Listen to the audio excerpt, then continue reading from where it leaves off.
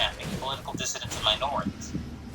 Also in 2017, the Chinese Communist Party called on MPS to actively build a law enforcement security cooperation system with Chinese characteristics. What better place to build that than in Africa? Well, the real better place would be absolutely nowhere, but sure, Africa, why not? They haven't had enough troubles. Despite the fact that most African citizens demand democracy and reject authoritarianism, many African leaders are more than happy to work with China on things like security and policing. According to Paul Nantonia, a researcher at the Africa Center for Strategic Studies, around 40 African countries have some kind of agreement with Chinese public security agencies. This includes 13 with extradition treaties, which is up from 0 in 2018. More on that later. One of the ways China is helping Africa with policing is to give it the tools to do so. Between 2003 and 2017, African countries secured $3.5 billion in Chinese loans from public security, including surveillance systems, national security networks, and other security wares like anti-riot gear. This figure is almost certainly an undercount, given that the bulk of this equipment is included in military sales. Yes, the same and only reason anyone likes the CCP. China is also building police stations. In 2020, the Heritage Foundation reported that Chinese companies have built, expanded, or renovated at least 32 military or police stations, as well as dozens of other government buildings. But African nations don't need to worry. China definitely wouldn't snoop on them. Of course, being sarcastic. China is nosier than what would come out if Snuffleupagus and Gonzo had a baby. But China's training African police as well. In fact, according to the Center for American Progress, Africa received the second largest amount of training from China's MPS training sessions after only Asia. I assume the entire training session is just saying, rights are just recommendations, and if they disagree, just hit them harder. Congrats, you just graduated. Chinese state-run media claims that between 2018 and 2021, China has trained over 2,000 African law enforcement officers in China. And this isn't just about technical skills. China's big on promoting policing with Chinese characteristics. African police are learning Chinese policing norms, i.e. authoritarianism. I mean, the Chinese trained police in Hong Kong and Solomon Islands sure have. Magistrates and lawyers are also getting training in China. China known for the rule of law. I assume their entire training session is just saying, rights are just recommendations, and if they disagree, just hit them harder. Congrats, you just graduated. In an academic article in the African Review, Nantuya points out the China Law Society, African Law Institutes in Xiangtan University, and the Academy for International Business Officials within the Chinese Ministry of Commerce have trained over 40,000 young African lawyers since 2007. Meanwhile, other programs like the Africa Young Legal Professionals Exchange Program, China Research Center on Legal Diplomacy, and China-Africa Legal Cooperation Forum train African lawyers as well, mostly for helping China's Belt and Road Initiative legal. And if people can't afford to go to China, then there's always the option of getting Chinese training at home. Nantoya states the joint program of Algeria's Ministry of Interior and local authorities, the Chinese Academy of Governance, graduated over 400 Algerian police, law enforcement, and civil service personnel between 2015 and 2018. Isn't that nice? China will eventually come to you, especially if you're Taiwan. Fujian Police College launched a similar training program in 2019 in South Africa.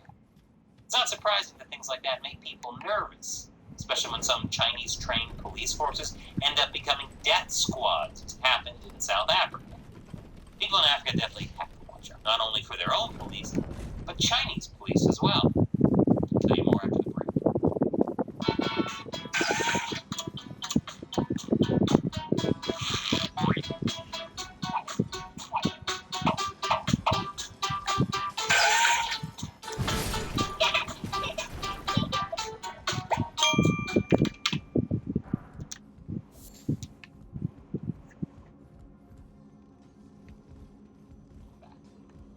China's giving African countries the tools and training to police their own people with a more authoritarian twist. It doesn't end there. China's also getting directly involved in policing in Africa. Safeguard defenders found at least 13 overseas Chinese police stations across 10 African countries. China claims that its overseas police stations are just for countering crime and helping Chinese citizens with things like driver's licenses. There's a good chance that China also uses them to intimidate the Chinese government's but no way, I'm sure China is devoting all this time and resources just to make sure that Chinese citizens in Africa can get driver's licenses. Definitely need highly trained thugs to do that. I'm joking, that would actually explain American police. China was behind this worldview, that would explain a lot. Sometimes Chinese and African police operate together. For example, earlier this year, Zimbabwe and Chinese police joined hands to solve a disappearance case that led to the arrest of 2 Chinese residents. And in January last year, Ugandan special forces and over 30 Chinese commandos conducted a joint operation that led to the arrest and deportation of 4 Chinese citizens who reportedly committed crimes such as ransom, cyber attacks, and murder in multiple countries. Zambia even contemplated a plan to employ 8 Chinese police officers in 2017, though that was scrapped after pulling out. Now, on the surface, this sounds good. But given that we're talking about China here, the line between actual crime busting and politics is very murky. So I won't get too excited about this line or spin on things here. In 2016, for example, Kenya ordered China's police to arrest and deport 44 Taiwanese people, not to Taiwan, but mainland China. Taiwan's China Policy-Making Mainland Affairs Council said Taiwan and mainland had initially agreed to cooperate in investigating the Kenya case, but Beijing had gone back on its word.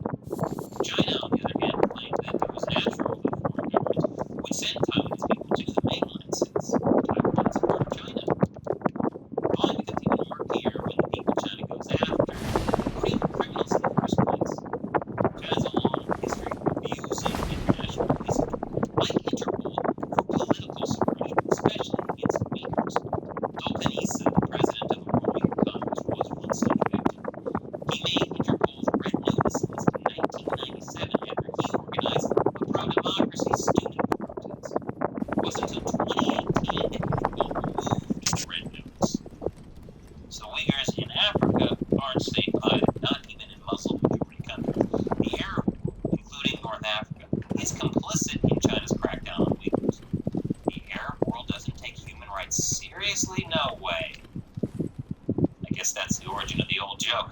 I just flew back from Saudi Arabia, and boy are my arms, legs, and head dismembered for speaking out against the Crown Prince.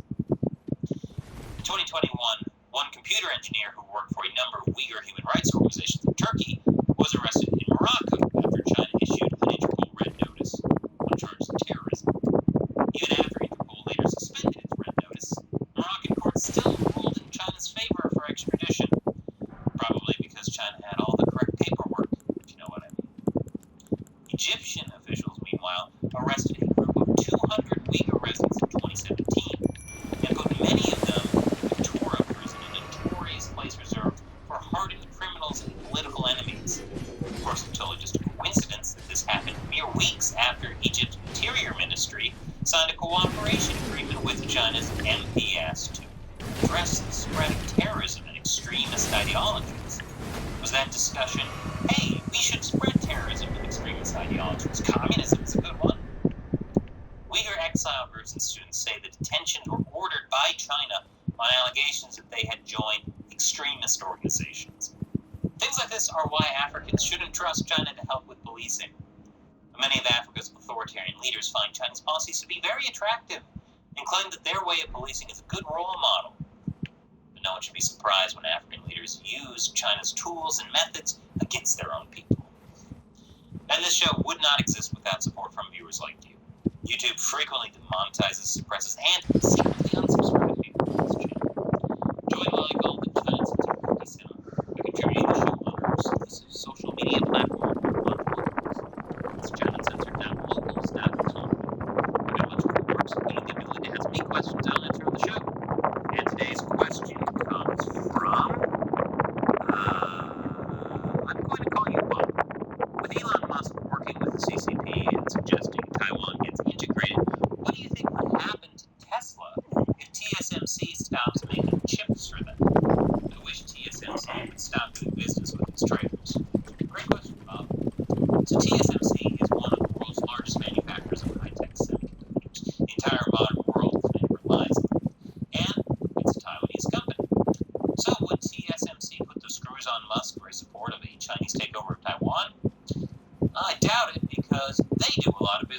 China too.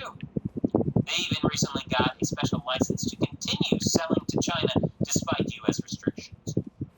So I wouldn't be surprised if, like Musk, many top folks in TSMC are also in favor of a peaceful surrender to China. Thanks for your question and your support, Bob. Thank you for watching. I'm Chris Chapel. See you next time.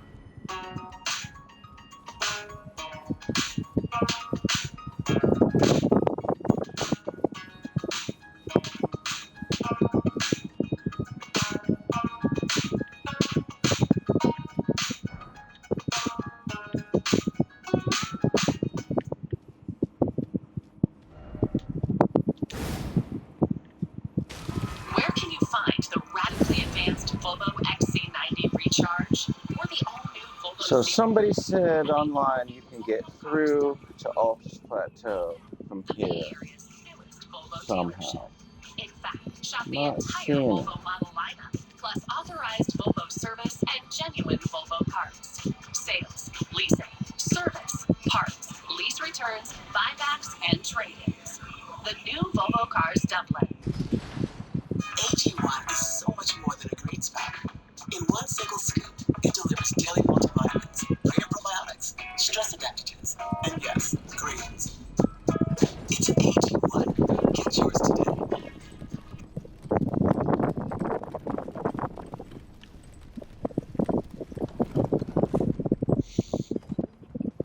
So those same three groups control all those media outlets, Fox News and CNN? I like his clothes. That would make sense, wouldn't it, Tucker Carlson? Good evening, and welcome to WeYQ News, where we do real journalism. Oh, are these the talking points from Soros and Murdoch? Tonight we've got quite the lineup, including Tucker Carlson being fired by Fox. Something fishy is going on, and we'll show you the fish.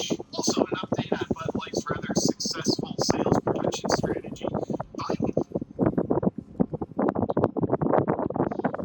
This guy's good. I like him. Officially announces he's running for re-election, and SpaceX successfully launches the world's largest rocket ship into an explosion. But I saw that the SpaceX rocket blew up or something. That kind of sucks. Still starting Tucker Carlson. By far the most popular news show in the country, with over 3.5 million nightly viewers, Fox didn't think about 3.5 million viewers. That's like he's probably getting like 200K concurrents on that. Probably more, because it's a short show. That's nuts. A night, yeah, bro, people watch that like crazy.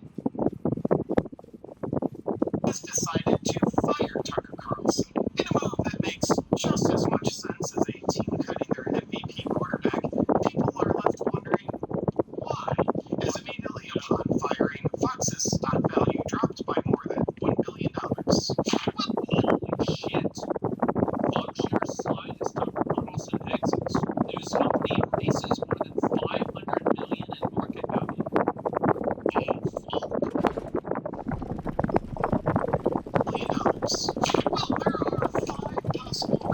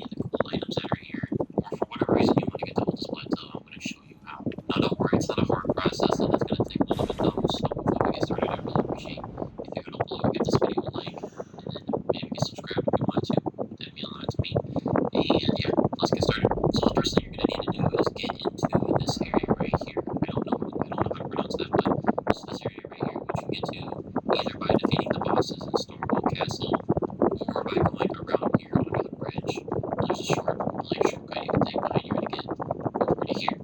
And I will show you how to do that in just a second. But once you get up here, you're going to need to go through just the swamps, follow this path down here, and then just pretty much set a marker, follow it. Once you get to that marker, set a marker like here, follow it, and then you'll be over here, which is what you need to do to get like up over here, which is where we need to get. And then we're going to run up this path, and then you'll need 2 medallions to make this elevator work to get up onto the plateau. That's the basic gist. Now let's go a little bit more in depth on how to do it.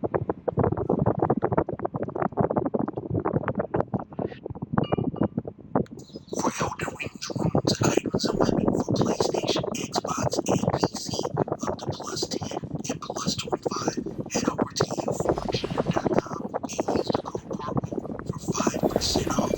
Once again, thanks for watching, everybody. Welcome back to another Elden Ring video. Today, I'm going to show you the secret way to get to the Altius Plateau. Now, if you didn't know, there are 2 different ways to get to the Altius Plateau. One using the Grand Lift of Darkness, and the other way, well, I'm about to show you. So once again, thanks for watching, everybody. Without further ado, ladies and gentlemen, let's get started. Now, normally when I start off a lot of videos and we're going to the Altius Plateau, I tell everybody to get to the Grand Lift of Darkness in the pop-up video. Tell them to get both sides of the medallion. If you want to check that out, you can check that out. But there is a way, a secret way, to get to the Altius Plateau without using both of these medallions, and that's what today's video is about. The secret way to get to the Altius Plateau, that is going to be through a ravine of Valve Village. Now, once we make our way over here, there are going to be 2 different bosses around here. It's going to get you some fantastic weapons as well. I'll point you in the right direction when we get there. But for right now, head over to this spot right here, the ravine of Valve Village, right up the path of Royal Lakes. Straight shot, you can't miss it, but it is a long trip. Now, there is a lot of different enemies here, a few bosses like I mentioned earlier, and a couple of saving grace points along the way. And as we make our way all the way up to the top, you're going to see how close we are getting up and up and up till we finally reach the Altius Plateau. Now, it is quite a journey, so just follow the direction where I'm going, and I'll chime back in when we get to the 2 different boss locations. So once again, thanks for watching. Let's go.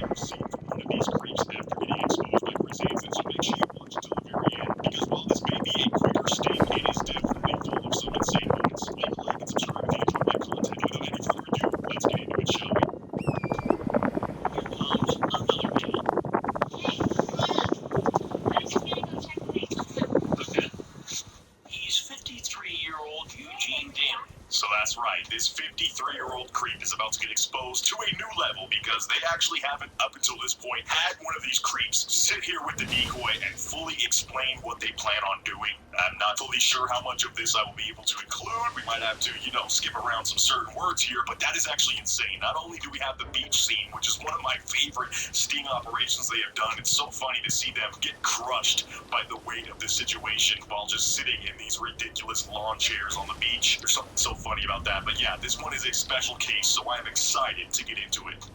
You just relax and I'll just take care of everything, okay? You just be yourself. Just touch, explain as they go. And this is actually sickening to listen to. It does kind of give us a very terrifying peek into how these guys probably behave behind closed doors or in situations where it's not a sting operation like this. And it's terrifying to see how much this guy is just trying to establish the fact that he's a quote good guy and manipulate this person into thinking that what they're doing is okay and that they're going to take care of them, when that could not be further from the truth. This guy is a monster, and no matter how tender he might seem walking, the decoy through this, in all reality, this is just dark as hell and honestly kind of terrifying. I'll meet you with you later. Did you bring it?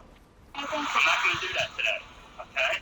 It was fast, rushed. I wasn't sure if it was real or what. And then the decoy actually goes right to it and literally asks this guy if he brought along balloons, which most of you should know what I'm talking about by now if you've been watching this series. If not, I don't know. 2 + 2 = 4. Figure it out. But this guy claims that he did not bring those because they're only doing the beginning stages today, which is absolutely creepy that this man plans to revisit this decoy multiple times, assuming that they are real still because he has been scoping out the place, I'm sure, and he does not see any law enforcement or anybody else around currently, so he really in his mind thinks he hit the jackpot and is actually speaking to somebody who was not a decoy trying to trap him. Try to get you excited.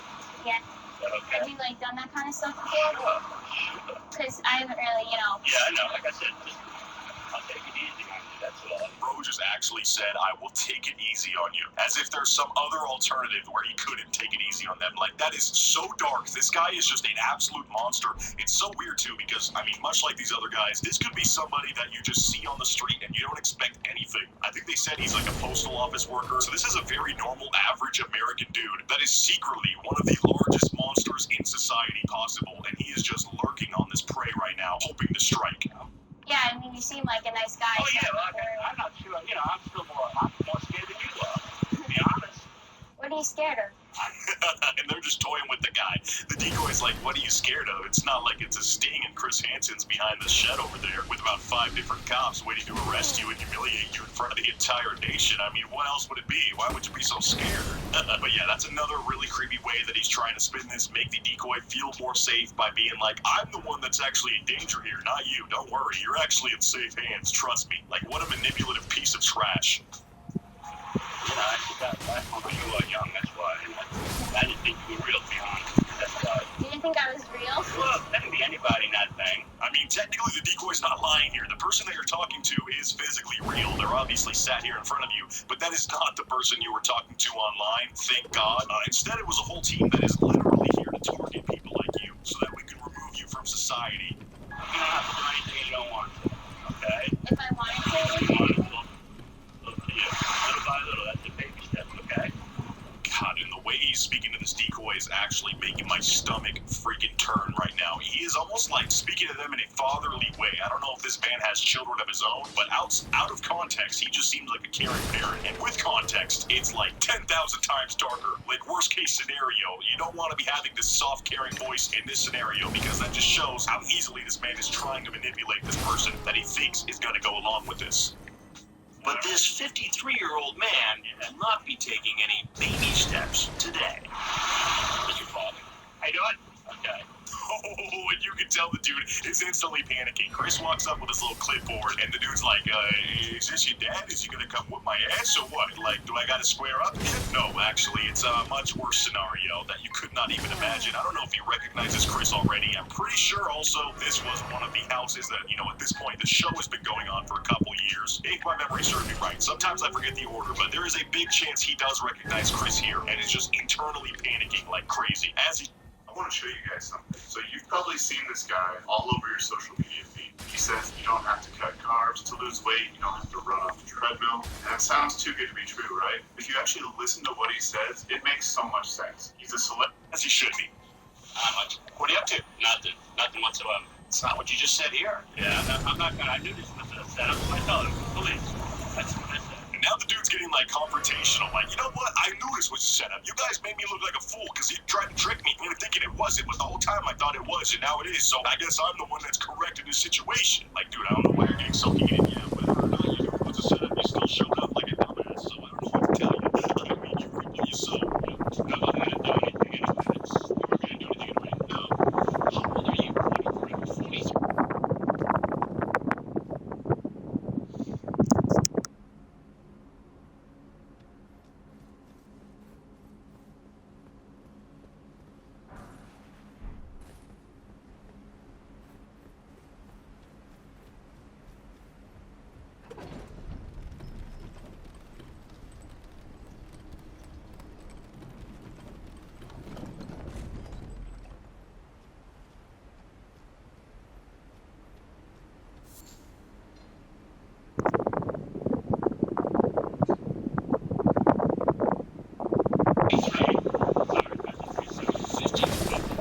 This guy's lying. He said he wasn't going to do anything anyways, even though, explicitly just a couple seconds ago before Chris was here, he was going in very deep detail about all the things he was going to do, but then he wouldn't lie right away. Literally the next sentence, he actually does lie about his age by a full decade because he's so embarrassed to say he's 53. Maybe he's, early 50s. He might just have a family paranoid all set dementia and is slowly losing his grip on reality, and that's why he forgot to say the correct age. Not because 43 in his mind, for some reason, made him less creepy, even though it doesn't, right? What are you doing chatting with a girl? I didn't believe it. You talk about her being the daughter you never had. Oh my god, that is actually one of the creepiest, nastiest messages I have heard Chris read out loud on this show. There's so many of these that I have reacted to at this point to where it is hard for me to be surprised sometimes by some of the foul things these guys say. But to say you were the daughter I never had to this deep point, oh god, I seriously want to step away from my computer right now and just hurt chunks, but I don't think I've eaten enough to actually have anything come up. Yes, it matters. It's what I knew. I knew all along this was going to happen. All the way down to when I said, why did you do it? I don't understand. Well, everything myself. And at this point, this dude's just pacing here with his hands in his pockets, losing his mind. Chris is trying to question him on why he showed up if he was so certain that this was a setup. Like, you can't use that excuse because you were here. If you actually believed your own BS that you're saying, you wouldn't be here in the first place, and you would have been scared and not shown up like I'm sure a lot of the guys do that are close to being on this show, and then they just, think logically about how much trouble they would be in and change their mind. Luckily, this guy was so stupid that he didn't do that, and now he will face some serious repercussions as well as full-on public humiliation, not only back in the mid-2000s when this aired, but now as we're all seeing this, and I'm reacting to it like it's beautiful. You talk in the chat about you going for half an hour because you got to make up your mind. See, where's your wife? She's at work. She's at work, and you got to make her up. This is turning into a full-on shouting match between Chris and this guy. Like, Chris is just being the one that's trying to be the voice of reason, and this dude is over here having an absolute emotional meltdown. You guys should have just stood and said, "You know what? I should have this speech. Oh, I ruined my life. Oh, God, I'm done for." Like, all the smirking is going to give us some extra, feelings towards him. Like, oh, we feel bad about him. No, remember what this dude's doing. Remember what I just said. I mean, this dude is an absolute monster. No question in my mind. So I'm happy to see him screw over now. Who knows what we can do with it? Oh, yeah, but I know what's right here. I love how the dude even quickly tries to deny that one where he said he would go all the way, and he's like, oh, yeah, okay, I guess you do got it okay, but I've already given away too much evidence. It's not even worth it to lie anymore. Yeah, I did say that. Like, he's giving it so easily. At this point, he is just bending the knee and bowing down to Chris Hansen, our overlord. What do you do for a living? Right now, I'm in between jobs. I just got finished working for my second choice. A letter carrier. Yeah, I knew it. I see this stuff on TV. Oh, he sees stuff on TV. Maybe he does recognize Chris Hansen. If so, that would make this even extra sweeter. Also, I'm not trying to offend anybody who works in the post office or the postal system at all. Is it actually called a tour of duty? Like, is it like a military thing? Because I have never heard that term. It would make sense because it's a government, body, but it was just kind of surprising to me. If not, it's kind of funny that this dude is trying to use words that make his job seem like way more dangerous and special than it is. But shout out to our postal workers. Seriously. Why am I doing this? Why am I here? Am I being taped now, too? I'm Chris Hansen with Dateline NBC. I was doing a story on adults, on men. And that's right, he's actually heard of the show. Again, it's kind of confusing here if he does fully recognize Chris, because he seems a little bit surprised when Chris Hansen says, I'm Chris Hansen. But now I'm ready for this meltdown to continue, as this guy realizes his own direct family, his work friends, his colleagues, everybody is going to see this and now immediately think differently of him. And he won't really have anything to say because, well, he'll be sitting in the jail cell worrying about much worse things in his life than everybody else hating him. Gotta go on TV now. You made the decision. I'm over here. I mean, please, no more camera. Please, Chris. I can keep you here. If you want to go, you can go. And this dude just has to stumble off the beach in despair. I mean, think of the change of emotion from the first time he was walking up here with the decoy alone, thinking, wow, this is real. Like, actually, I'm going to live out this crazy idea that I had, talking to this person that I thought was, fake, but wow, they're here in front of me, to now realizing that literally everything he's ever worked for in his life is just for nothing. Like, literally, you threw away every single achievement and good thing you have brought to the universe by doing this. Like the idiot creep you are, and that is just absolute beautiful poetic justice. I love that he has to storm off in embarrassment. He says this will ruin me, and that is like one of the most true things I've ever heard one of these idiots say after being exposed. All right, come on. There. God, please. Oh, God. Why not do this by what? This guy. I don't know why his voice lines just sound like some throwaway GTA NPC that's being slightly inconvenienced. Like the voice lines you hear if you're barely blocking a crosswalk and the AI is trying to walk across. Oh, jeez, come on. You're really gonna do this? You're gonna impede my day like this? It's weird how slight his emotions are right here after blowing up. I mean, maybe he realizes it's all over and there's no use in fighting and he's just laying down on the sand here getting handcuffed, but this dude is really having a bad day right now. All the men before and after him taken to this police station, put in a corrections van, and taken to jail. That's right, he gets hauled out to the police station, thankfully, after being publicly shamed. I doubt he's going to be working as a postman any longer than his last tour of duty, as he said, but dang, that was an amazing catch from this investigation, which is, again, my personal favorite. So let me know what you thought down in the comments below. If you enjoyed seeing this man have an absolute meltdown in paradise, like I just did, as well as shout out to all my patrons as always, and to anybody who watches the video to the very end. If you did make it to the very end, let me know. My comments in Crib Squad for life. And as always, I'll catch you guys in the next video. Until next time, peace out. Johnson, you're fired. Why? It's not you. It's your shirt. It's casual Friday. Well, you've taken it too far. Look at Gibson. He's wearing a true classic tee. Fits him tight in all the right places, but he's not improving the front. He looks so good in that shirt. He can basically do whatever the hell he wants around here. Gibson! Yeah, boss? You're a goddamn stud. Thanks, boss. True classic is designed to enhance the male physique in all the right places. Right, Gibson? That's right, boss. I have strong arms. I'm also a little bit of a gut. But you wouldn't know because I wear True Classic. And if you're a skinny guy, True Classic fits tight around the arms and accentuates your biceps. How can Gibson afford premium t-shirts? He's the worst salesman here, and I don't even think he can read. Damn it, Johnson, we all know Gibson can't read. But at least he knows that True Classic is completely affordable. And if you buy right now, you can get 20% off your first order. I don't need to know how to read to know that over 200,000 people gave True Classic a 5.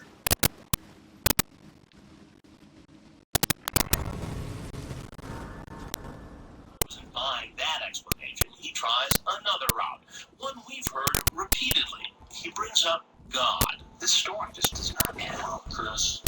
Whether it adds up or not, God was my savior. That is the truth. What's good, YouTube? Welcome back to Grim. So I am actually in the editing room right now. My room, actually, I don't know why I called it the editing room, but just before I uploaded this, I wanted to say, I know it's April Fool's, but there will be no tricks here. I don't know if my soul is just dead or I don't care anymore, but yeah, I kind of forgot to include a joke. So I guess the April Fool's itself is that I uploaded. Get it? Because the other 6 days of this week I didn't. Got you guys. About the military last. They've launched one hoax and witch hunt after another to try and stop our movement and thwart the will of the American people. Every time you're not even believable. Witch hunt, scam, hoax. It's called election interference, and they're doing the best they can with it. Because who the hell would vote for them with the policies that they... Yo, what's going on, guys? Alex here. Welcome back to another video for Elden Ring. In this one, I want to put together a quick guide on where to get the awesome Eleonora's Pole Blade, which, alternatively, if you don't want to, you can run up the lake to the north and go through this cave. Of course, in doing so, you will also need to fight a pretty tough boss. So, you can pick and choose. If you don't want to fight the story boss, you can go this route. That's also kind of challenging. Regardless, you need to be able to get to the third area, the Atlas Plateau. Once you're here, you then need to go to the second Church of America, located over here. And when you go there, you will see Yura in a kind of a predicament on the floor. He's a bit dead. But after that, you can interact with his body. You will get the Nagakiba Katana. And then, if you wander around the church, you will then be invaded by the Violet Bloody Finger, Eleonora. She is wielding the weapon that we are after. So, surprise, surprise, you need to defeat her. And then when you defeat her, you get the weapon. And that, my friends, is how you do it. It is a little through this cave. Of course, in doing so, you will also need to fight a pretty tough boss. So, you can pick and choose. If you don't want to fight the story boss, you can go this route. That's also kind of challenging. Regardless, you need to be able to get to the third area, the Atlas Plateau. Once you're here, you then need to go to the second Church of America, located over here. And when you go there, you will see Yura in a kind of a predicament on the floor. He's a bit dead. But after that, you can go this route. That's also kind of challenging. Regardless, you need to be able to get to the third area, the Atlas Plateau. Once you're here, you then need to go to the second Church of America, located over here. And when you go there, you will see Yura in a kind of a predicament on the floor. He's a bit dead. But after that, you can interact with his body. You will get the Nagakiba Katana. And then, if you wander around the church, you will then be invaded by the Violet Bloody Finger, Eleonora. She is wielding the weapon that we are after. So, surprise, surprise, you need to defeat her. And then when you defeat her, you get the weapon. And that, my friends, is how you do it. It is a little bit challenging. She's pretty quick. She does a good job of showing why this weapon is so awesome. But grab that, and you now have yourself a badass Darth Maul-looking twin blade, which is really nice. It has a requirement of 12 strength, 21 dex, and 19 arcane, and of course scales predominantly in dex and arcane. So, pretty good weapon if you like that playstyle. But anyway, that's it. Quick guide on how to find this one. Hope you guys found that helpful. If you have any questions, let me know in the comments down below. And click this video if you want to know how to activate that lift of Dectus.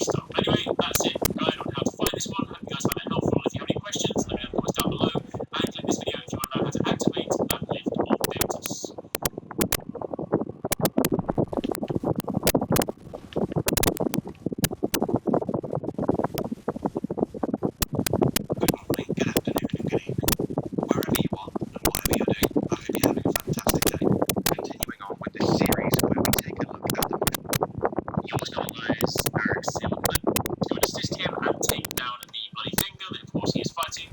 Once you've taken that one down, you will then be teleported back to the regular area, and you can then turn around the bridge and you can speak to him. You will also get an action for the rapture mists, which does sound hella cool, but for the purpose of this video, that is not important. You then want to speak to him. He will then thank you. He will give you a smithing stone, which is quite nice. Smithing stone number 5, and you will then on to the final stage of the quest. At this point, you will then need to go north to the third area. Now, do keep in mind, in order to progress this area, you will either need to have defeated the second boss and activated the Grand Lift of Dectus, which, if you guys have not done, you check out the video we uploaded just before this one. I will link it at the end of this video, which teaches you how to find the medallions needed to activate that lift. Alternatively, if you don't want to, you can run the lake to the north and go through this cave. Of course, in doing so, you will also need to find a pretty tough boss. So, you can pick and choose. If you don't want to find the story boss, you can go this route. That's also kind of challenging. Regardless, you need to be able to get to the third area at this point in time. Once you're here, you then need to go to the second Church of America located over here. And when you go there, you'll see Euro in a implement on the floor. He's a bit dead, but after that, you interrupt his body, you will get the Nagakiba katana, and then if you wander around the church, you will then be invaded by the violet bloody finger, Eleonora. She is wielding the weapon that we are after, so surprise, surprise, you need to defeat her, and then when you defeat her, you get the weapon. And that, my friends, is how you do it. It is a little bit challenging, she's pretty quick, she does a good job of showing why this weapon is so awesome, but grab that, and you now have yourself a badass Darth Maul-looking twin blade, which is pretty nice. Has a requirement of 12 strength, 21 dex, and 19 arcane, and of course scales predominantly in dex and arcane. So, pretty good weapon if you like that playstyle. But anyway, that's it. Quick guide on how to find this one. Hope you guys found that helpful. If you have any questions, let me know in the comments down below, and click this video if you want to know how to activate that lift of Dectus.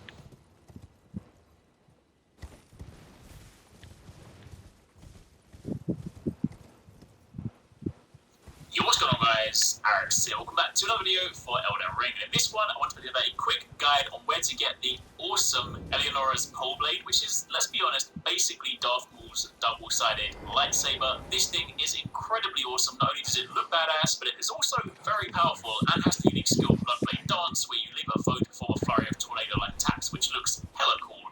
And you can then follow up with an additional input to perform an attack that ends with an evasive maneuver. So it's very quick, very fast, and very powerful, and also causes blood loss build-up, which is also nice for meaty damage. So if you guys would like to get this, then let's go over the details. If you do enjoy this, do find it helpful, a like would be super appreciated. Comment down below, let me know what you guys think of this weapon, and do be sure to keep it locked if you guys are enjoying Elden Ring.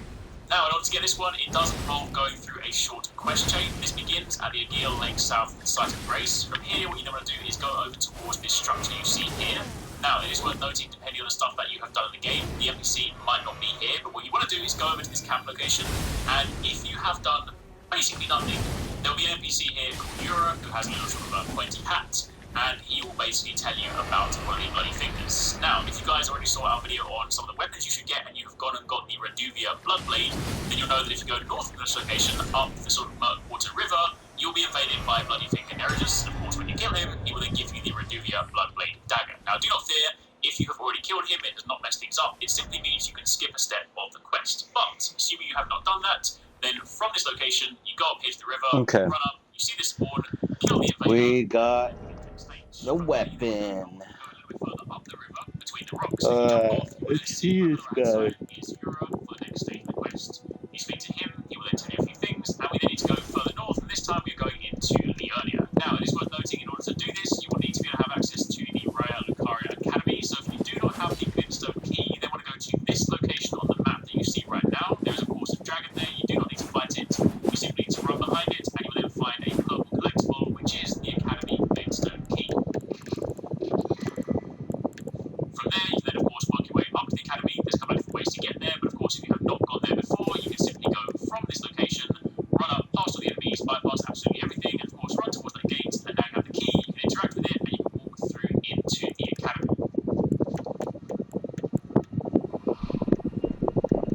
Once you've done that, what you then want to do is there will be a site of Grace in front, you might as well grab that, you then want to turn right, and you do not want to interact with this door, because that will take you to a different location. Instead, you want to walk past that, go towards the end of the bridge, and there will be a red summon sign. You interact with it. Okay.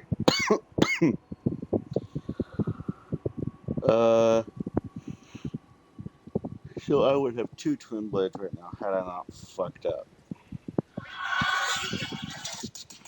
Got a lot of hair. I didn't know this guy existed on that first playthrough. So if we're gonna run this,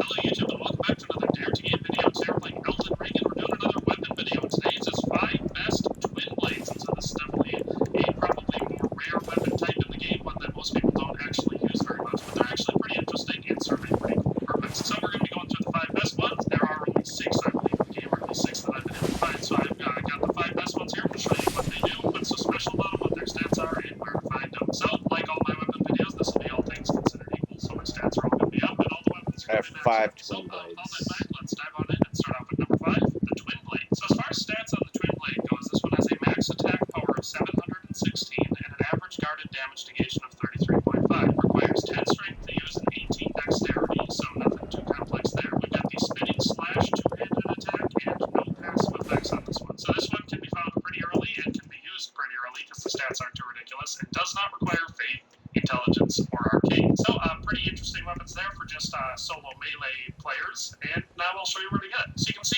we're right here in the initial region of Limgrave. We come down to the kind of swampy area here with the big dragon that attacks you right over here, and we make our way over to the Dragonburg Ruins. And inside the Dragonburg Ruins there's going to be 2 cellars. There's one cellar that's out in the open that it just has a trapped chest down in it, and then you have this other cellar which is right here. It's hidden in this building that actually has 4 walls all around it, so you're going to need to be on your horse and jump over one of the low spots in the wall to get in here. But once you get in here, it's pretty simple to get this weapon. Just go down the cellar, open up the door, open up the chest, and search it. And there you go. There you got the twin blade. As far as combat goes using the twin blade, light attacks are decently simple.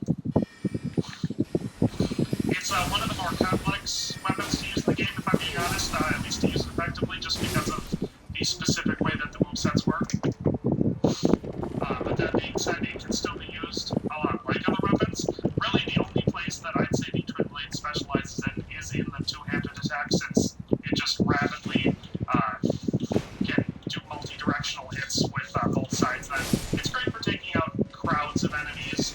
It's actually outside of, so now that I've showed you all of that stuff here, the one place that it does actually kind of function pretty cool is mounted. Twin blades have a pretty cool mounted attack. When you hold down the heavy attack, it just does this continuous spinning attack that is pretty great for crowd control. So that's twin blade combat in a nutshell, and that's all the stuff to see for the twin blade. So let's move on to number 4. Alright, and so for the number 4 spot, we have the twinned knight swords. And now for stats on this one, we're looking at a max attack power of 731, an average guarded damage negation of 34.6. Attributes required to use this one, strength of 16, dexterity of 18.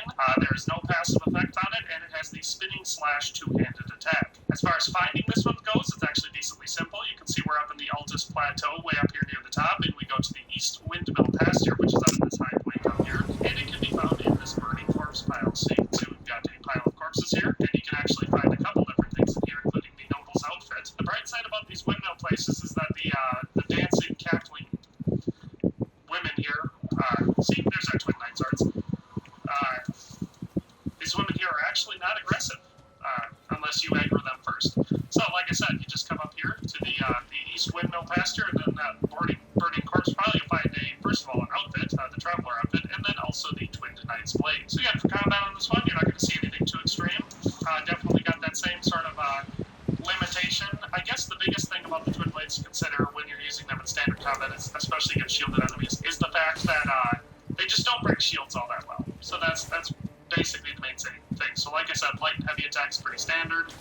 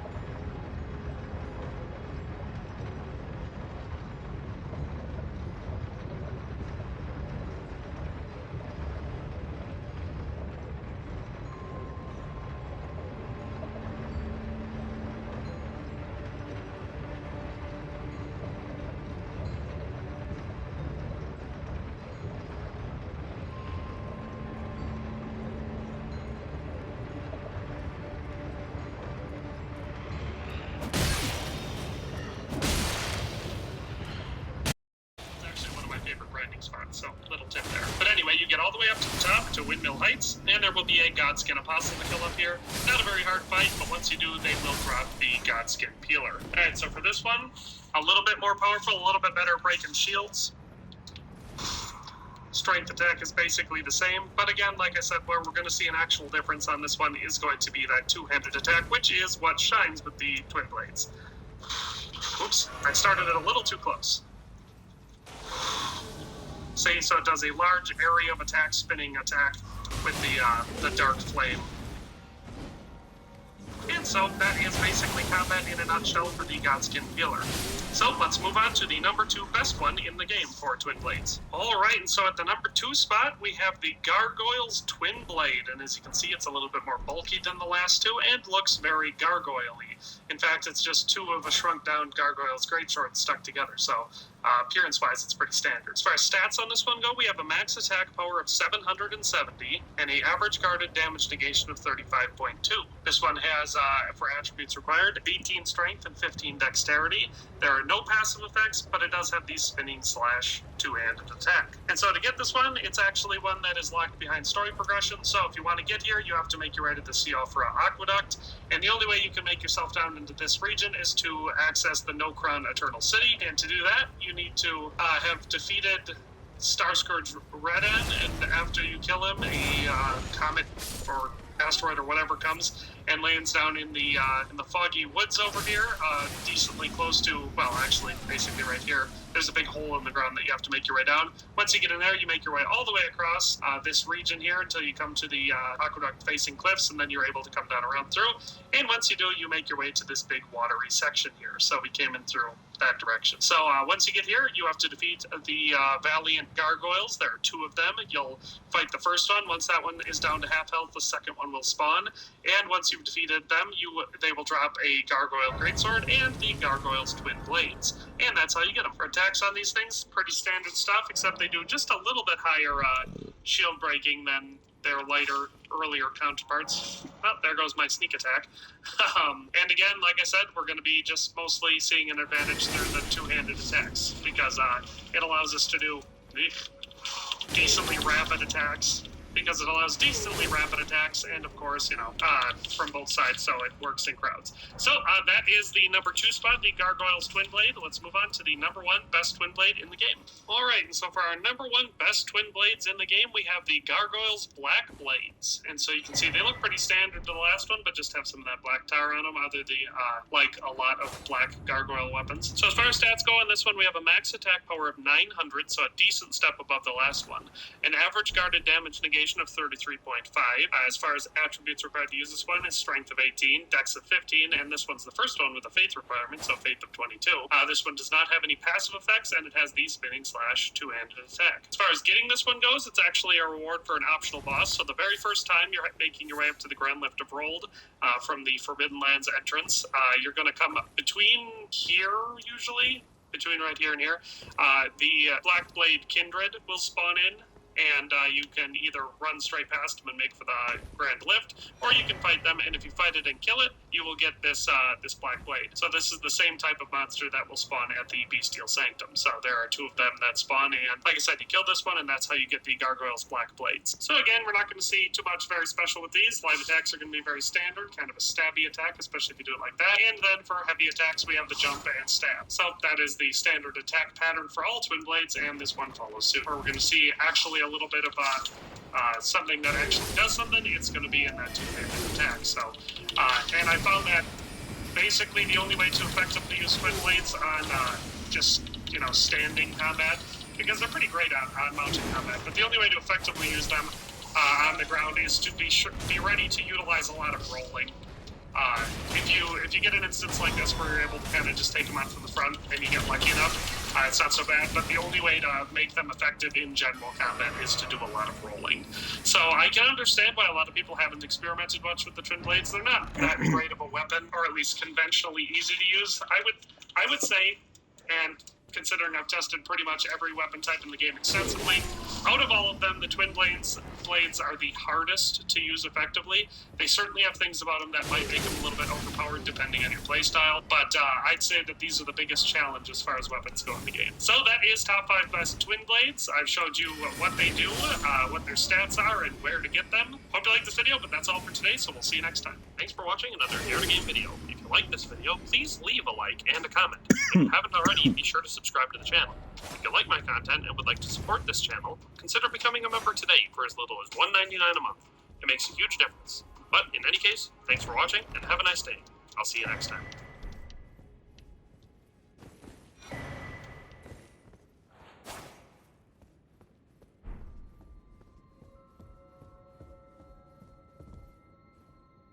Helps 3 issues with 1 answer.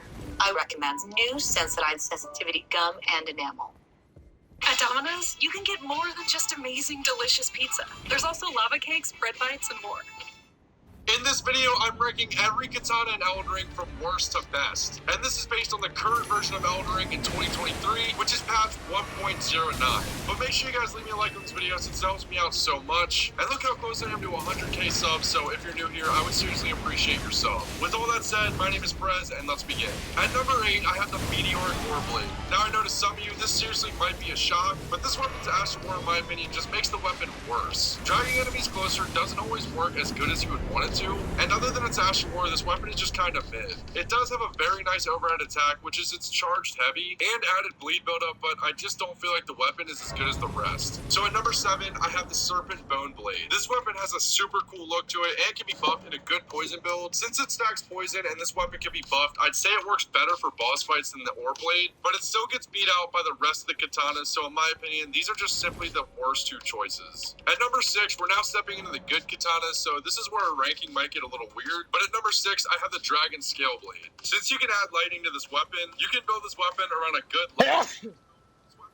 Really well in it. And I'd say this is a pretty slept on weapon in this game, and more people definitely need to try this one out. Its Ashen War can bind lightning to the weapon, giving it even more damage, so you definitely should try this weapon out if you haven't already. It's a really good choice. But it falls short of being as good as number 5, which is the Uchi Katana. And I know some people absolutely love this weapon and might be screaming at their screen right now, and I do seriously see why people love this weapon, not only in this game, but in the other Souls games too. And since it's ranked so low, it doesn't mean I'm saying the weapon is bad. Its competition in this game is just so good, it's hard to rank it higher. But this is just a standard katana that is ridiculously versatile and can be used in a lot of different ways, though it lacks the very overpowered nature of the rest of the katanas. Unless you power stance it and have blood affinities on both, maybe that would be insanely good, I don't know. But at number 4, I have the Nagakiba. Everything I said about the Uchi Katana, but this one is just longer. I think this weapon would always get ranked higher than the Uchi Katana just because of the longer range. It's always going to be nice. So I guess that means size does matter. At number 3, I have the Hand of Melania. Maybe I've just spent the least amount of time using this one, but I just don't prefer it over the other ones. I feel like the Ashen War at times is kind of janky and can make you miss a lot, but it does have really nice range and damage and blood stack, so it's definitely a good choice. At number 2, I have the Moonveil. In a battle between the 2 best katanas, I just can't remember a time Moonveil was ever better. The original version of Moonveil in the first update to the game definitely was broken. Using its Ashen War on bosses just would stagger them in 2 hits, and this would happen almost every single time, which was completely nuts and broken, but this has since led to its patch, which just made the weapon balanced. And though it was completely overpowered back then, at the same time, Rivers of Blood also was completely overpowered. So it's hard to say what was better or worse then, but for right now, I'm gonna go ahead and say Rivers of Blood is the best katana in Elden Ring, which leaves it at the number 1 spot. And yeah, I don't know what I'm supposed to say about the weapon. You guys are definitely aware of what the Rivers of Blood is capable of in this game. The blood stack on its Ashen War is still completely broken. I don't know how they'd ever really take it away, because if they do, they just nerf the weapon into the ground, making it not even usable at all. But this is still the go-to katana in my opinion. But tell me where you guys rank these. Thank you so much if you watched all the way through. If you did, comment ice cream. On your way out, it would seriously help me if you left a like and a sub. Make sure you guys check my channel for the Elden Ring DLC, because as soon as there's any news on the game, you already know when I'm covering it, because I'm still making content on this game a year later. Thank you guys so much for watching this. My name is Perez, and other than that, I'm out, bruh. Peace. Peace, bro.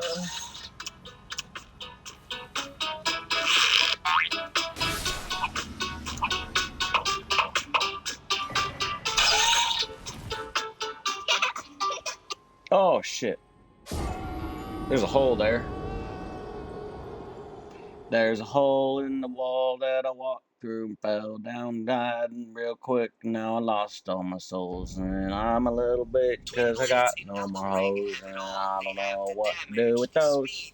High mobility and insane status build up, but most important, they have the moves. That is why today we're gonna take a deep dive into what makes the twin blade weapon category extremely powerful, how you can take advantage of that, and finally a combo that will make you into an unstoppable killing machine. Now there's 6 twin blades in total in Elden Ring, and with such a high range of different choices, you can probably fit one in almost any type of build. So we have the twin blade and the Godskin Peeler, which is amazing by default for dexterity users. Then we have the Twinned Knight Sword and the Gargoyle's Twin Blades, which is a great option for strength. Eleonora's Pole Blade, meanwhile, also scales up with Arcane. And finally, Gargoyle's Black Blades is a pretty okay option for strength and faith hybrids, but only 4 of them can have their Ashes of War and Affinities replaced, with the exception of course of Eleonora's Pole Blade and the Black Blades, which will unfortunately have to stay with their default options. Now there are some key differences between each twin blade that I will explain as this video progresses, but for the most part these 4 right here are by far the best options. Not only can you go ahead and change the affinities and the Ashes of War on them, but they also come with an absurd level of build-up scaling compared to literally any other weapon right now in the game. So bleed, poison, and frost scaling will sometimes almost double compared to weapons that might even come with innate similar build-ups by default. So take for example the Mighty Katana. This weapon comes with 55 points into bleed by default. Even if you further buff that with another blood affinity, it's not going to be anywhere near on the same scale as a typical twin blade with just a blood affinity. So that is the level of craziness, but it goes beyond that. Which brings us to power stancing, as in equipping 2 of the same types of weapons at the same time, and then using the jumping L1 attack, or whatever the equivalent is on the keyboard and mouse when you use both of the weapons to attack at the same time. In this case, if you power stance these twin blades, you don't just get to transform into a god of status build-up, but also very high damage and quick attacks, because you don't just perform 1, 2, or 3 attacks, but 4 of them very fast in just 1 second. If this is your first playthrough, what you can do is to use 1 twin blade that you get early on in the game and the Godskin Peeler, since this is the best option for dexterity and of course arcane users. If you are on your second playthrough in Journey 2, or if you have a friend in multiplayer who can sacrifice one, you can also... Greetings, summoners. With the coming of Raid's 4th anniversary, we remember the prophecy of the Chosen 4.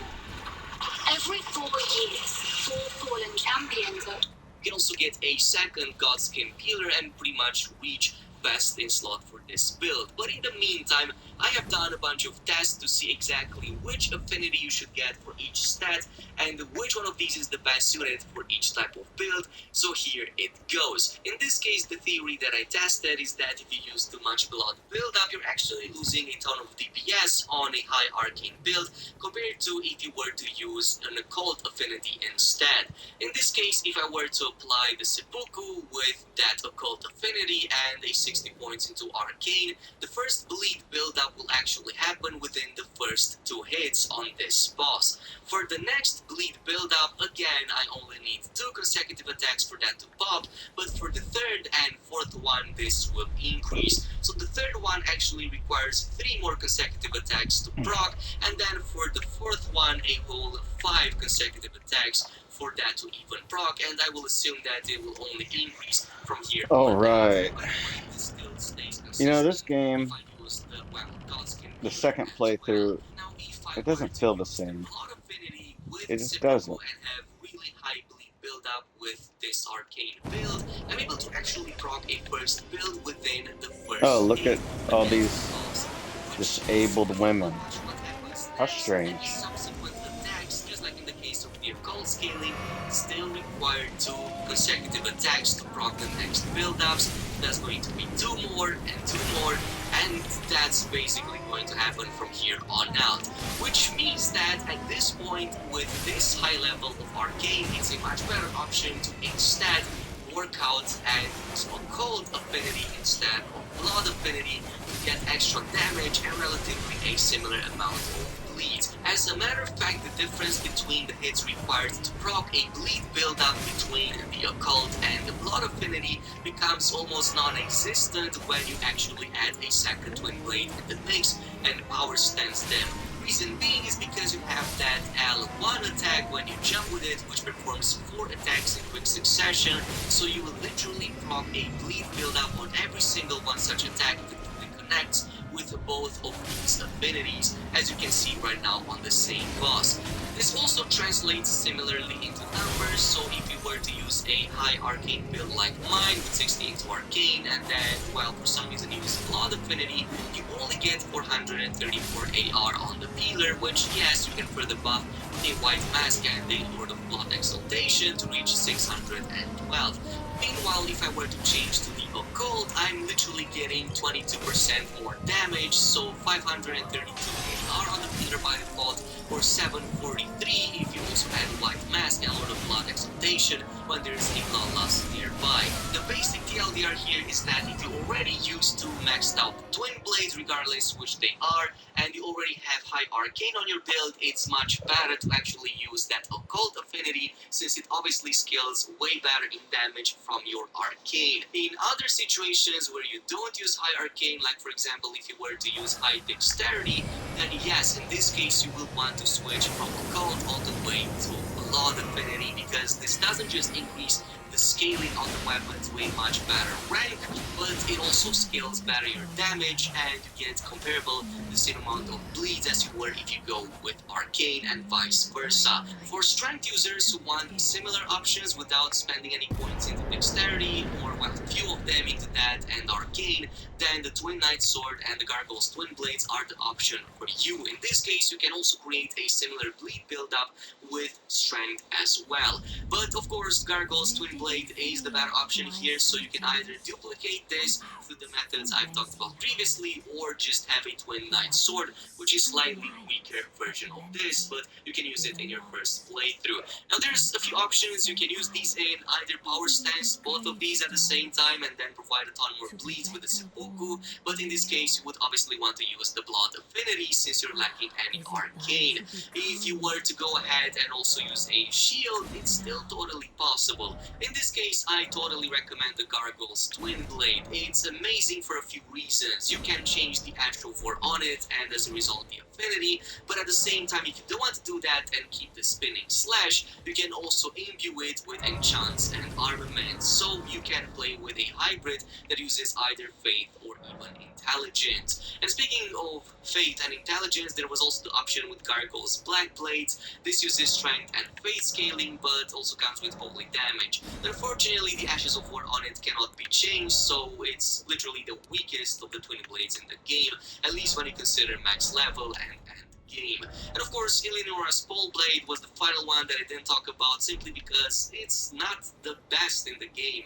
The two previous ones I talked about give you way more options, way better damage, even though Eleonora, technically speaking, is the coolest looking in the game. But now that you're equipped with all of that knowledge, there's one thing left I want to show you, which is what happens if you combine two of these affinities with their high scaling and making sure that they both proc at the same time. In this case, since there's only two affinities,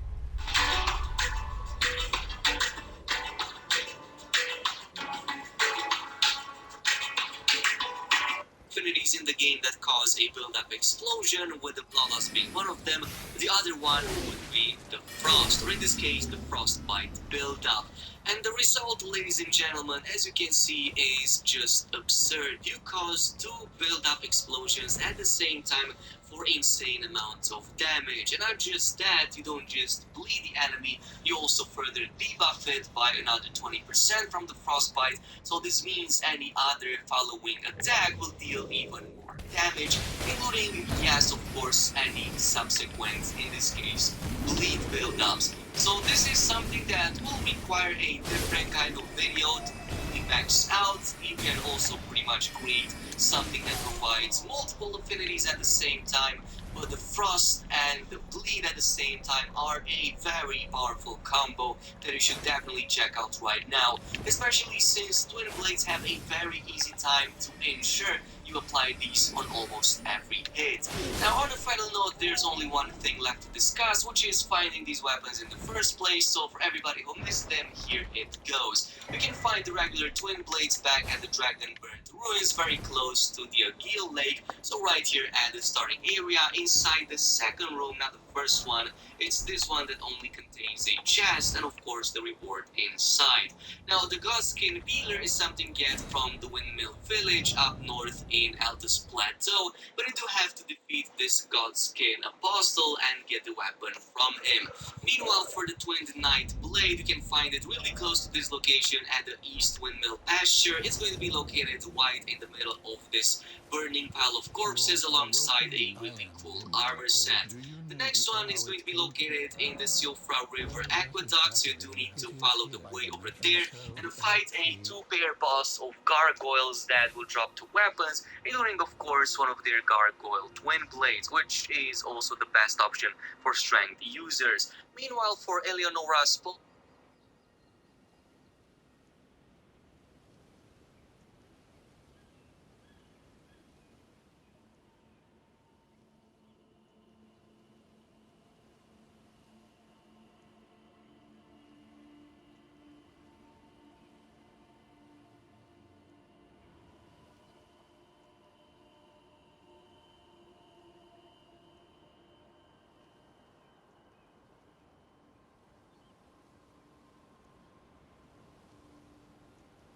Capital Rampart Site of Grace and walk along the beaten path until reaching a lift. With a very easily missed quest. It involves Raya and Dung Eater along with a lifetime supply of boiled crab, all of which will be covered in this guide. As usual, useful timestamps can be found in the video description. To start this quest, you'll actually need to speak with Raya in Liurnia. You'll find her to the east of Scenic Isle in a pavilion near the Bird's Eye Telescope. Unfortunately, if you've already spoken to Tanith at Volcano Manor, then Raya will have relocated to the manor and she'll not even be able to start Blackguard Bogart's quest. Assuming you're able to find Raya in the pavilion, speak with her and she'll eventually tell you about a fellow Tarnished that stole her necklace. Agree to retrieve it for her, then head north to the Boiled Prawn Shack and speak with Bogart. He'll act sullenly upon first contact, but just mention the stolen necklace and then purchase it from him for 1,000 ruins. Afterwards, you can speak with Bogart again to open his shop of unlimited boiled prawns. To advance the quest, you'll need to purchase at least one boiled prawn from the shop. If you've done all that, then Bogart will eventually move to his new location, the Outer Moat, near the Capital Rampart Site of Grace. What triggers Bogart to move to this new location is not certain, but probably involves one of two things. The first is activating the Grand Lift of Dectus.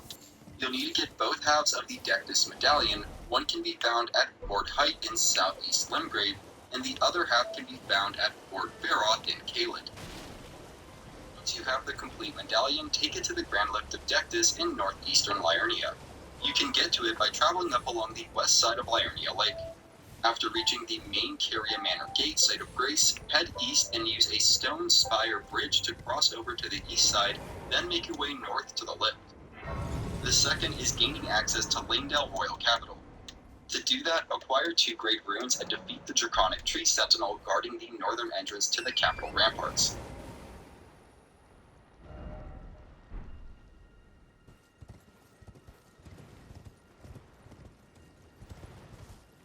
In addition to the boiled prawns, Bogart will sell boiled crabs at the Outer Moat location. They are similar description. To start this quest, you'll actually need to speak with Raya in Liurnia. You'll find her to the east of Scenic Isle in a pavilion near the Bird's Eye Telescope. Unfortunately, if you've already spoken to Tanith at Volcano Manor, then Raya will have relocated to the manor and she'll not even be able to start Blackguard Bogart's quest.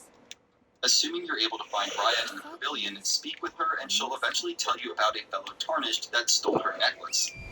Agree to retrieve it for her, then head north to the Boiled Prawn Shack and speak with Bogart. He'll act sullenly upon first contact, but just mention the stolen necklace and then purchase it from him for 1,000 ruins. Afterwards, you can speak with Bogart again to open his shop of unlimited boiled prawns. To advance the quest, you'll need to purchase at least one boiled prawn from the shop. If you've done all that, then Bogart will eventually move to his new location, the Outer Moat near the Capitol Rampart Site of Grace. What triggers Bogart to move to this new location is not certain, but probably involves one of two things. The first is activating the Grand Lift of Dectus. You'll need to get both halves of the Dectus medallion. One can be found at Fort Height in southeast Limgrave, and the other half can be found at Fort Feroth in Caelid. What are you looking trying to start? Once you have the complete medallion, take it to the Grand Lift of Dectus in northeastern Liurnia. You can get to it by traveling up along the west side of Liurnia Lake. After reaching the main Caria Manor Gate Site of Grace, head east and use a stone spire bridge to cross over to the east side, then make your way north to the lift. The second is gaining access to Langdale Royal Capital. To do that, acquire 2 great runes and defeat the Draconic Tree Sentinel guarding the northern entrance to the Capitol Ramparts. Lucky she ain't died. You're tarnished. Can you see it then? I can't see it. Makes no bloody sense. Cruel bloody joke, you ask me. Maybe something went tits up with it. The tree, I'm saying. In addition to the boiled prawns, Bogart will sell boiled crabs at the Outer Moat location. They are similar to boiled prawns, but will increase physical damage negation to an even greater extent. Despite being better, they are actually the same price as boiled prawns. Get your fill of crabs and then speak with Bogart and go through all of his dialogue relating to Dung Eater before leaving.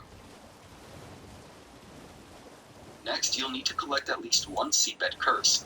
The easiest one to get is right after entering the Royal Capital. Start at the Capitol Rampart Site of Grace and walk along the beaten path until reaching a lift.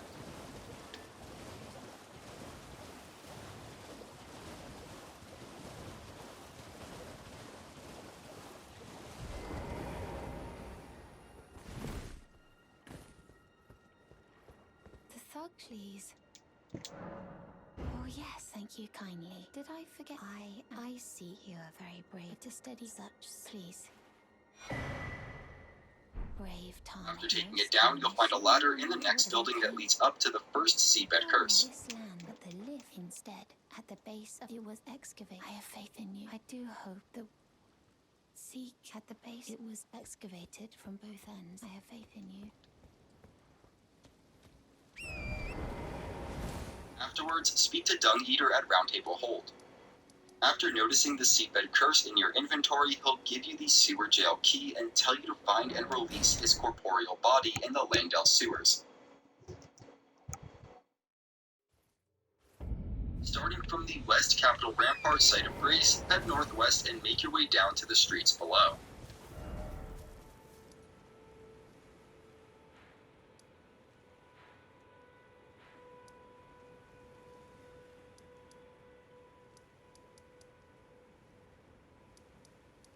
A short distance to the northeast, there's a fairly hidden water well that will take you down to the sewers.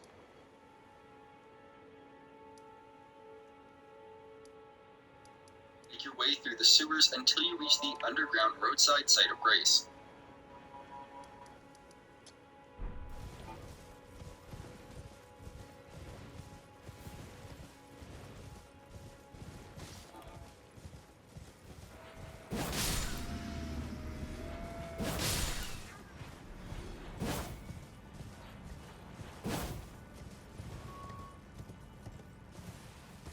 Underground roadside Site of Grace, head out to the northeast and take the drop on your left.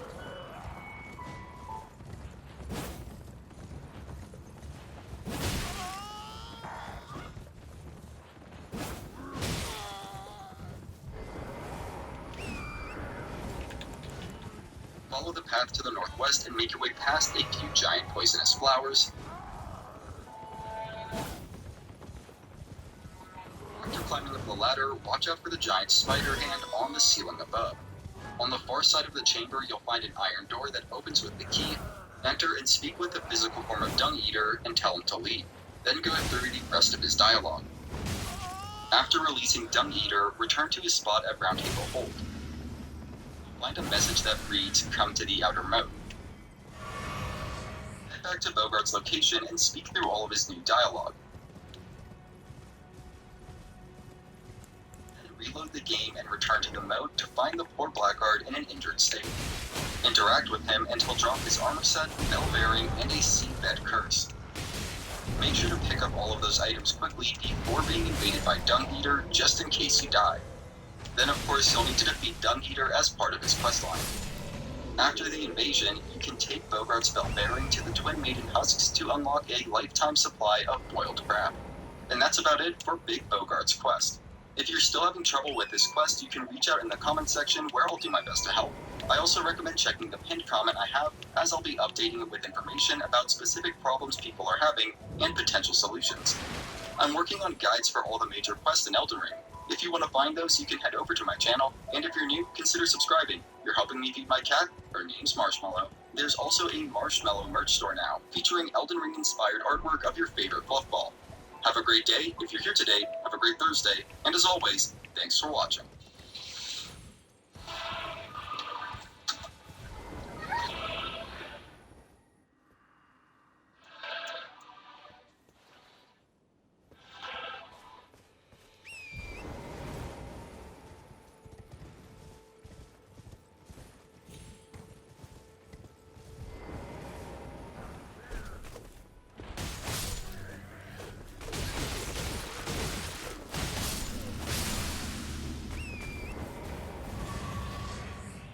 The Southern Poverty Law Center labeled Moms for Liberty as an extremist group and placed it on a hate map alongside the KKK.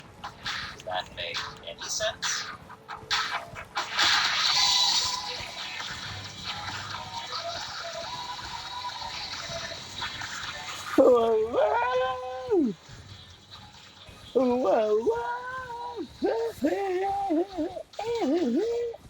This guy's intro music is fucking outstanding. The U.S. is facing a clash of ideas in the classroom. Many conservatives are fighting to spread what they call the indoctrination of critical race theory and gender theory in schools. They're backing bills that give parents more power in public schools. And this includes restrictions on LGBTQ instruction in school books that aren't, quote, age appropriate, as well as critical race theory and curricula. Among those supporting these measures is a group called Moms for Liberty. Moms for Liberty. Culture wars by doing things like pushing for school board firings and putting their support behind legislation like the Florida Parental Rights in Education, what opponents dubbed Don't Say Gay. Many people on the left don't like Moms for Liberty, but the Southern Poverty Law Center, a left-leaning hate group watchdog, has taken its distaste to a whole new level. In its 2022 Year in Hate and Extremism report, SPLC labeled Moms for Liberty extremists and placed them on its extremist group hate map alongside the KKK and other white supremacist groups. So, who are these moms? Well, first of all, they're not just moms. According to them, the group includes dads, grands, aunts, uncles, and friends. Moms for Liberty was founded by former school board members Tiffany Justice and Tina Descovich in January 2021 at the height of the pandemic. The group initially focused on protesting mask and vaccine mandates, but has expanded its focus to include countering critical race theory and gender theory in school curricula and libraries. While it's technically nonpartisan, it largely attracts conservative women. According to the group's Twitter account, they have 285 chapters spread across 45 states and a membership of more than 120,000 and growing. They've got a surprising amount of influence for their size. Both Donald Trump and Ron DeSantis are slated to talk at their annual gathering later this month. Their stated mission is fighting for the survival of America by unifying education and empowering parents to defend their parental rights at all levels of government, which they accomplish by doing things such as holding leaders accountable and spreading awareness. Sounds like every other political nonprofit organization out there. But the SPLC has labeled Moms for Liberty as an anti-government extremist movement. Moms for Liberty website states one way they fight is by opposing government overreach. They also wear shirts and carry signs that read, "We do not co-parent with the government." I guess I could see how that might sound anti-government. SPLC defines anti-government extremists as groups that see the federal government as an enemy of the people and promote baseless conspiracy theories. And they claim that Moms for Liberty fits the bill since they oppose government overreach and stand against Marxist indoctrination in schools, which is, according to the SPLC, baseless conspiracy theory. The SPLC doesn't say that Moms for Liberty is a hate group, but it's very obvious that the SPLC wants people to lump them with hate groups. And it seems to be working. In a broader sense, SPLC tries to connect hate groups and anti-government extremist groups by saying that they make up the extreme edge of America's hard right that's inherently anti-democratic. So, does Moms for Liberty deserve this new label? I'll tell you more after the break. The Southern Poverty Law Center has labeled Moms for Liberty an extremist group. Moms for Liberty isn't the only group that SPLC called out. The watchdog labeled a whole bunch of other parental rights groups as extremists too. So are they extremists? The SPLC says that Moms for Liberty is part of an anti-student inclusion group that targets any inclusive curriculum that contains discussions of race, discrimination, and LGBTQ identities. According to the SPLC, their goal is to make the world a less comfortable, less safe place for those who are black, LGBTQ, or those who come from LGBT.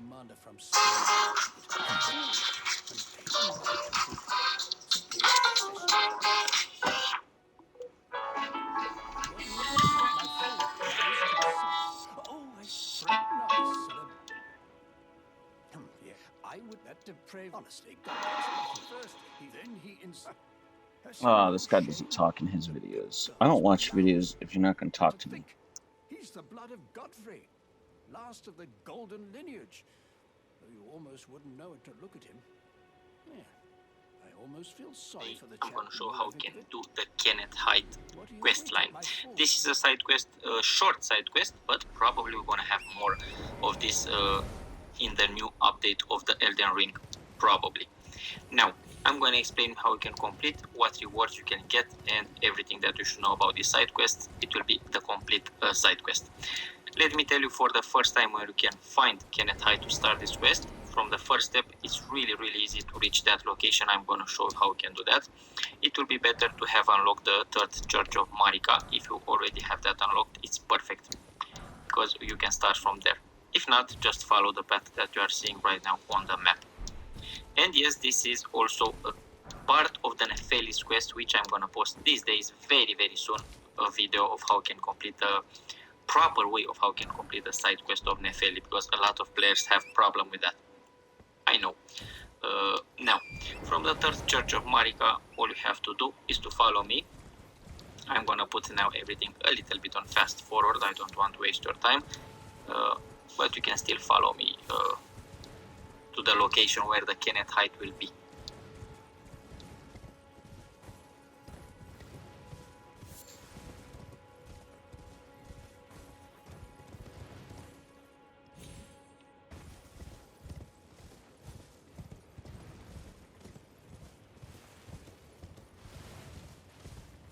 He will have a request for you.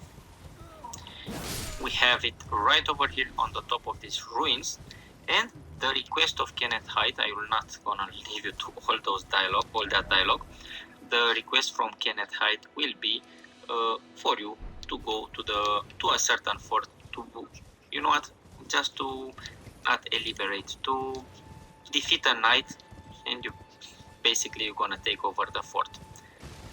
It's pretty easy. It's a pretty easy task to do, but if you are very early in the game, you may have some troubles defeating that knight. That's why I recommend you to try to do this after level 20 or something like that. If you are very early in the game. If you are in the New Game Plus, it's perfect, because it will take you 2 minutes probably to do this. I have to admit, I'm in the New Game Plus, and I decided to do all the side quests, because yes, in the first game you can easily miss a lot of quests. So that's why I decided to do it in order, to do them in order. Now, let's just go to that fort. The Fort Hyde, I think it's the name. Let's see on the map. The location will be pretty close to the place where you just meet Kenneth Hyde. From the first step, you will have to go to the east side, but the road is through here if you want to take the complete road. I always try to show you the map so you cannot get lost. If I'm not wrong, this is the place where you can get a Dectus medallion, part of the Dectus medallion.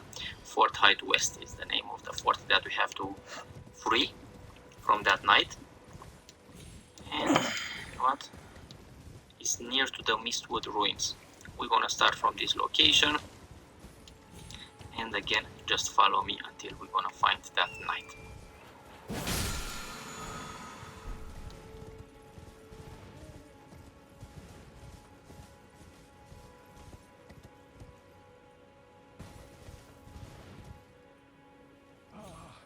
Welcome, dear customer. Yes, right this way. Right this way. Welcome, valued. Please, I'm hungry. Stop juicing. Green juices, detox juices, starving yourself, all of those are now a thing of the past, especially with what I'm about to show you in the next 60 seconds. If you're looking to lose those extra pounds in a natural way without suffering through grueling workouts, meticulous calorie counting, and crash dieting, and I'm sorry to say it, but doing juice cleanses, juice fasts, or even restricting yourself to strict dieting and boring salads and bland green smoothie,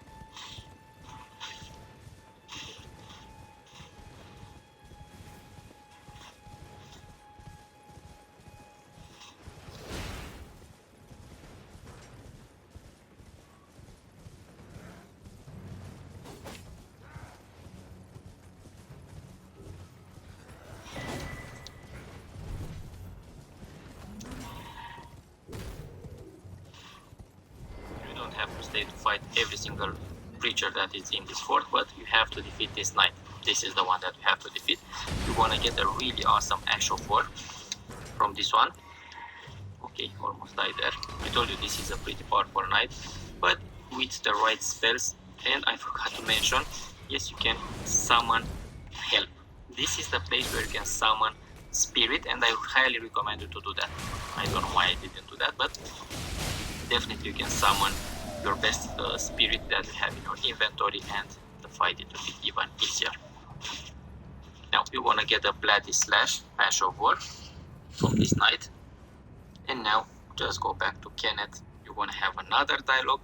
This is the way to do it. You're gonna have another dialogue, you're gonna get a reward, and you'll be asked to pledge to his service. And you're gonna do that.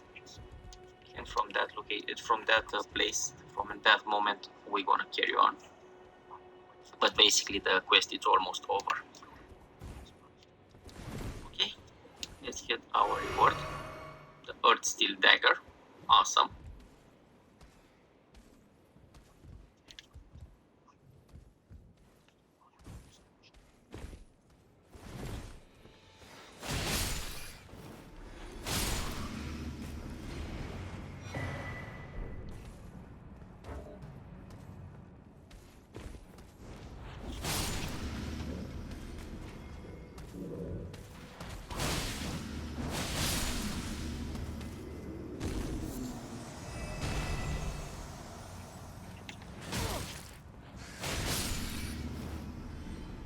Just keep talking with him until you're gonna get this pledge service. Also, after you're gonna do that, you'll be able to finish the Nephelis questline. This also, it's as I just told you, it's a part of Nephelis questline. That is a bigger quest than this one. Pledge the service, and that's it. You're gonna find this NPC 2 times during your journeys. I'm gonna explain you where. Then, I just defeated Morgoth. I don't know if that it's something that you must do in order to find him here, but this I just came here after I defeat Morgoth, but probably you can be here earlier.